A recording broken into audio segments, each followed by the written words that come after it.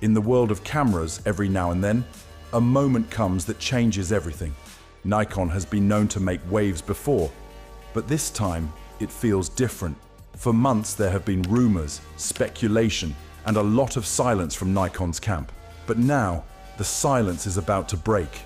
A camera, hidden in the shadows of development, is about to see the light. The Nikon ZV, a name we're hearing more of.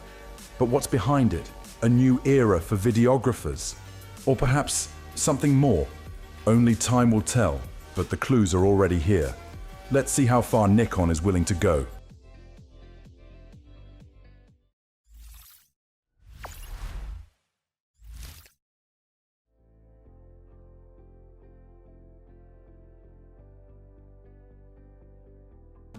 Let's begin with the Nikon Z6 Mark III, which came out in 2024. It was a big step forward for Nikon, and it's likely laying the foundation for the rumored ZV. The Z6 Mark III brought a lot to the table with its 24.5 megapixel stacked sensor, offering around 3.5 times faster readout speeds compared to its predecessor. Pair that with X-Speed 7 image processor, and we got 6K video at 60 frames per second, not to mention 4K at 120 frames per second. But here's the thing, Z6 Mark III, while impressive, wasn't perfect. It had solid video capabilities, but it didn't quite cross into the realm of a true video powerhouse. This is where the ZV is about to take over. Imagine taking everything great about Z6 Mark III and pushing it further. We're talking serious enhancements here, turning Nikon's focus fully onto videography.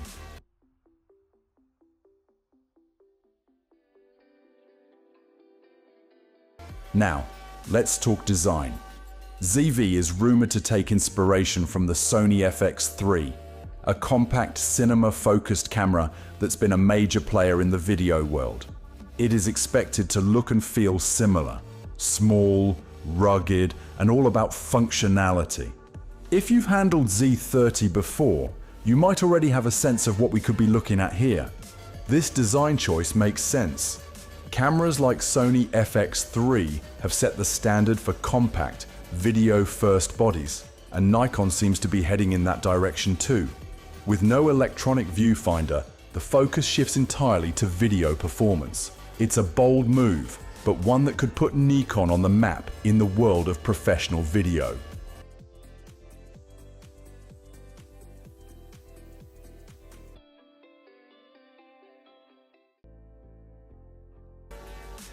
Now, if there's one thing that's going to make or break this camera, it's the sensor. ZV is likely to use the same 24.5 megapixel sensor from the Z6 Mark III. But the exciting part? Nikon could be tweaking it specifically for video. This sensor has already proven its worth, but we're expecting Nikon to tweak it specifically for video, giving creators the kind of dynamic range, color accuracy, and sharpness that would rival cinema cameras. Think about it. With 6K video at 60 frames per second, we're already entering pro-level territory. Now, what's interesting is that this isn't just Nikon trying to play catch-up with Sony or Canon. It's Nikon stepping up and saying, we can do it better. And if you've ever worked with the Sony A7S III or FX3, you know how important high-quality video is in today's content-driven world. Nikon's ZV could just be the camera to challenge those models.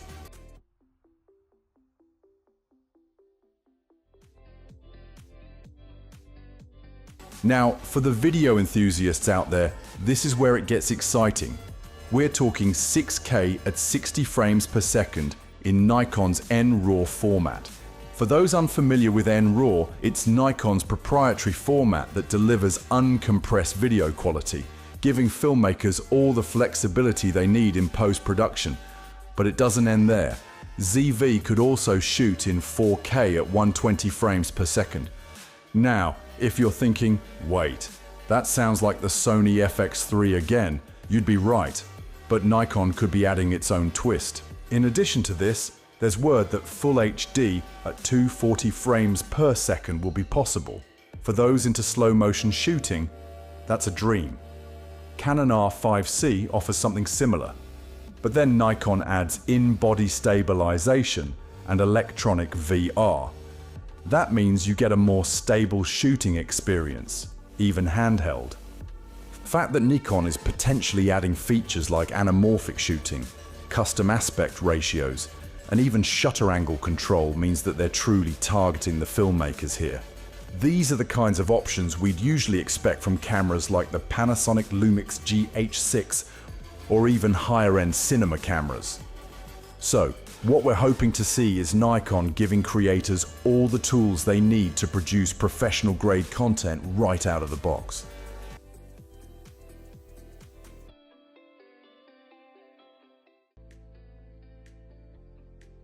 One of the biggest pain points for videographers, especially when shooting in high resolutions and frame rates, is overheating. Canon knows this all too well with its EOS R5 overheating issues. But Nikon seems to be learning from those mistakes. We hope to see an active cooling system in the ZV, allowing you to shoot for extended periods without the dreaded overheating shutdown. Now, if you've ever shot long takes or high frame rate footage, you know how crucial this is. It's often the difference between finishing a project smoothly or dealing with constant interruptions. Nikon's commitment to ensuring uninterrupted recording could make the ZV a significant step, particularly for documentary filmmakers or content creators working on tight schedules.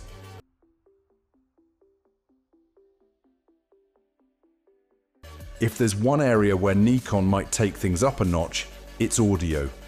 We've heard that ZV could feature 32-bit audio support. For those unfamiliar, this provides much higher fidelity compared to the standard 24-bit PCM, making a noticeable difference in post-production. This feature alone could elevate ZV for those who demand high-quality sound in their videos. Multiple USB-C ports are also on the table, with one dedicated to data transfer, external recording, and power, and another for audio input. The flexibility here could be an advantage for multi-device setups. If you're used to working with external recorders like the Atomos Ninja, this level of connectivity will feel like a dream. Compare that to something like the Canon EOS R5C, which has solid video specs but lacks in the audio department, and you can see why Nikon's potential setup would be a significant win for professionals.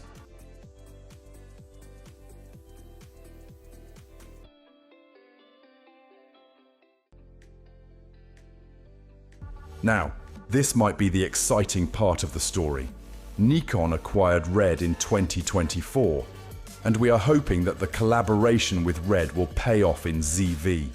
Red has long been known for its high-end cinema cameras like the Komodo and Raptor. These cameras are in a league of their own when it comes to color science and professional formats like Red Code RAW.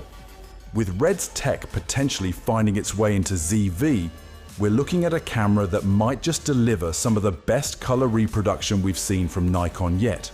This collaboration could also bring features like XLR inputs and SDI outputs, which would cater directly to filmmakers working in high-end productions. If Nikon can pull this off, they'll be stepping into the world of true cinema-grade gear, a space currently dominated by brands like Red and Arri.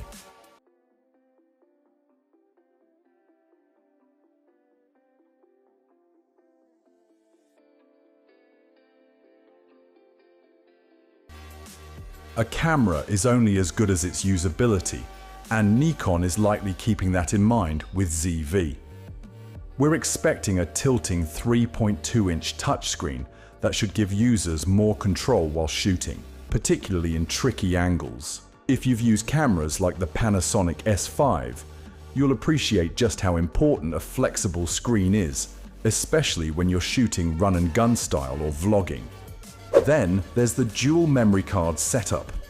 CF Express Type B and SD card slots will give users the flexibility to shoot high bitrate video without the fear of running out of storage. Compare this to the Sony A7 IV, which only offers a single CF Express slot And you can see where Nikon might be giving users an edge in the workflow department.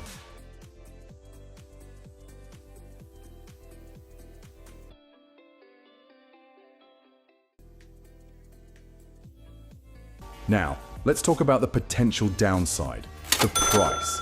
With all these features, we're expecting the Nikon ZV to sit comfortably in the higher price bracket, likely out of reach for casual shooters.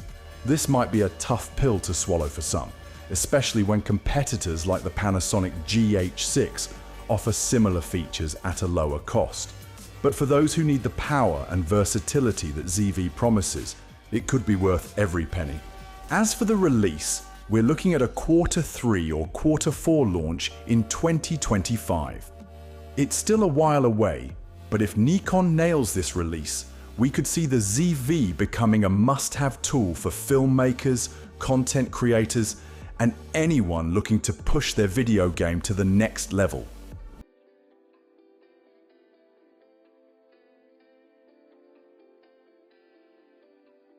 In a market crowded with options, Nikon is making a bold move with ZV. It's not just about keeping up with the competition, it's about taking the lead. By building on the strengths of the Z6 Mark III and incorporating technology from Red, Nikon could be positioning itself as a strong contender in the video-first camera world. We'll be watching closely as more details emerge. Will Nikon rise to the challenge? Only time will tell. Let us know your thoughts. Thanks for watching. Don't forget to like and subscribe for more camera news and reviews.